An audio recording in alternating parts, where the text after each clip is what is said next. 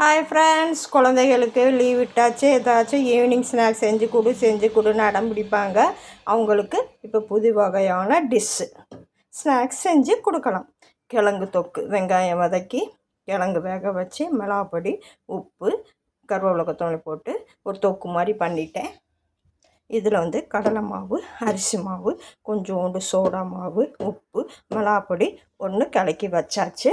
இது என்னென்னா, நம்ம போண்டா பஜ்ஜிலாம் சுடும்போது நம்ம வீட்டில் அரைச்சி வச்சுருவோங்க பாருங்கள், இட்லி மாவு. அதில் கொஞ்சோண்டு போட்டு இதில் கொஞ்சோண்டு ஊற்றி மிக்ஸ்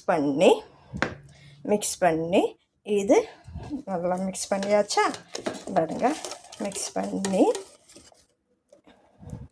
ஒவ்வொரு உருண்டையாக எடுத்து ஆயில் போட வேண்டியதான். சுட சுட கிழங்கு போண்டா ரெடி. வாங்க சூடாக சாப்பிட்லாம். குழந்தைகளுக்கு விரும்பி சாப்பிடுவாங்க. இந்த மாவு ஏன் சேர்க்குறோம்னா, நல்லா பொசு பொசுன்னு மெதுவாக இருக்கும் சாப்பிட்றதுக்கு. கரண்டு முரண்டு இல்லாமல் சாஃப்டாக இருக்கும். குழந்தைங்க விரும்பி சாப்பிடுவாங்க. பாருங்கள், ஆயில் போட்டாச்சு. நல்லா புசு புசுன்னு ஆயிடுது பாருங்கள். தொட்டுக்கொள்ள தேங்காய் சட்னியோ தக்காளி சட்னியோ வச்சு சாப்பிட்லாம். நான் எதுவுமே சட்னி வைக்கலாம், நேரம் ஆயிடுச்சு.